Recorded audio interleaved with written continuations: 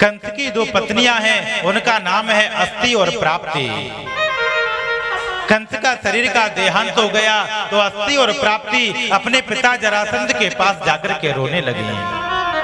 जरासंध ने कहा, बहन बेटी आप चिंता मत करो, मैं अभी उसे देखूंगा।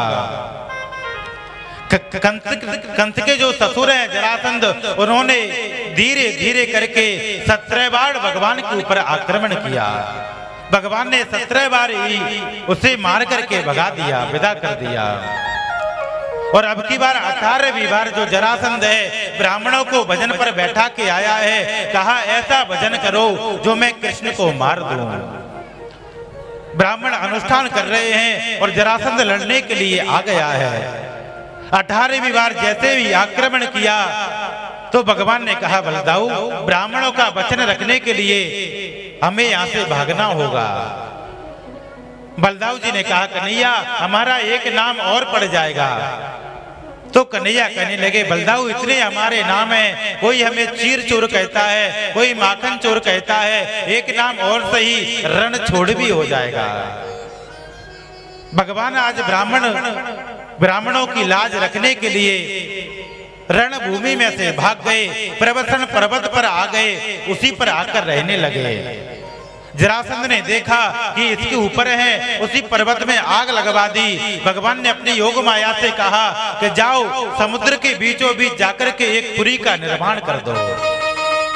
भगवान की माया ने समुद्र के बीच में जाकर के एक पुरी का निर्माण किया, उसका नाम है द्वारकापुरी। योग माया से कहा, सोते सोते सभी ब्रजवासियों को उसी पुरी में जाकर के रख दो। तो सभी ब्रजवासी सोते सोते उसी पुरी में पहुंच गए। जैसे ही सवेरे जागे, जाकर के कहने लगे, भैया द्वार कहाँ, द्वार कहाँ, द्वार कहाँ, इसलिए उसका नाम हो गया द्वारका। बोलो राधे राधे। ऐसे नहीं, राधे राधे, राधे। जब तभी से उसका नाम द्वारका पड़ गया। सज्जनों, नारद जी ने काल्यवन को भेजा, भगवान ने काल्यवन का भी उद्धार करवा दिया। काल्यवन का भी प्रभु ने उद्धार किया। अब हम चलते हैं भगवान के विवाह की ओर।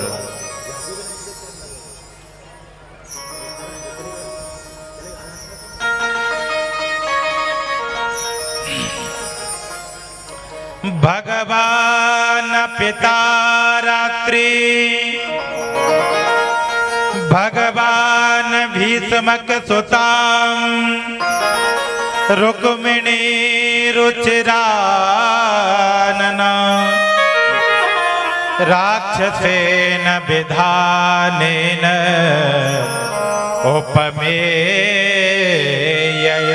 श्रुतम्। सुखदेव जी व्यास जी ने इस कथा का वर्णन किया है भगवान के विवाह का, उसमें भी भगवान शब्द लगाया है। भगवान भीष्मक सुताम, रुक्मिणी रुचिरानन, राक्षसेन विदानेन उपमे इति श्रुतम्। एक राजा है जिनका नाम है भीष्मक। भीष्मक के यहाँ 4 पुत्र हैं, रुक्मी, रुक्मरक्त, रुक्मकेशी और रुक्म बाहु, 4 पुत्र हैं। एक बेटी है जिसका नाम है देवी रुक्मणी। हे परीक्षित, भगवान का इनके साथ में राक्षस विधि से विवाह हुआ। परीक्षित जी हाथ जोड़ के कहने लगे, गुरुवर इस विवाह के बारे में मुझे विस्तार से बताओ, कैसे भगवान का इनके साथ में विवाह हुआ राक्षस विधि के साथ। देखो एक बात बताएं आपको, महाभारत में 4 प्रकार के विवाहों के बारे में बताया गया है। 4 प्रकार से विवाह होते हैं। पहला विवाह है कि कन्या के जो माता पिता हैं वो वर के पास जाएं और जो वेदों की रीति है उसी के द्वारा विवाह करें। ये ब्रह्म विवाह कहते हैं इसे। सबसे अच्छा विवाह बताया गया है। दूसरे नंबर का विवाह है लड़का और लड़की आपस में पसंद कर लें और चले जाएं, इसको गंधर्व विवाह बताया गया है। तीसरा विवाह है लड़की पसंद कर ले, माता पिता की राजी नहीं हो, एक परिवार की राजी हो, उसको राक्षस विवाह कहते हैं। इस प्रकार से 4 प्रकार के विवाह बताए गए हैं। राजा शीत भीष्म को नाम, वेदर्वाद पतिर्महान तस्या पंचा भवन पुत्रा कन्यका च वरानना। आज भीष्मक ने कहा मेरी बेटी अब बड़ी हो गई है, मेरी बेटी का विवाह क्यों नहीं मैं कन्हैया कृष्ण से ही कर दूं। जब पुत्रों के पास जाकर के कहने लगे भीष्मक कि अपनी बहन का विवाह हम कन्हैया के साथ कर देते हैं, रुक्मी ने कहा उस भगोड़े के साथ, उस रण छोड़ के साथ मैं मेरी बहन का विवाह उसके साथ कभी नहीं करूंगा। अंत में जब नहीं माना तो भीष्मक जी ने कहा बेटा तुझे जैसा अच्छा लगे वैसा कर ले तू। इतने में रुक्मी उठा और उठ करके चला गया और संबंध पक्का करके आ गया। कहने लगा पिताजी कल बारात आ रही है, बारात की तैयारी करो। भीष्मक ने कहा पगले पहले सगाई होती है फिर विवाह होता है, पहले सगाई को तो करो। रुक्मी कहने लगा पिताजी मैं तो ऐसे ही विवाह करूंगा, चटमंगनी पट विवाह, सगाई आप करते रहना। मैं तो संबंध पक्का करके आ गया शिशुपाल के साथ में, जो चंदेरी का राजा है शिशुपाल, उसी के साथ में संबंध पक्का करके आ गया। जैसे ही संबंध पक्का हुआ इधर द्रौपदी को पता चला कि संबंध पक्का है।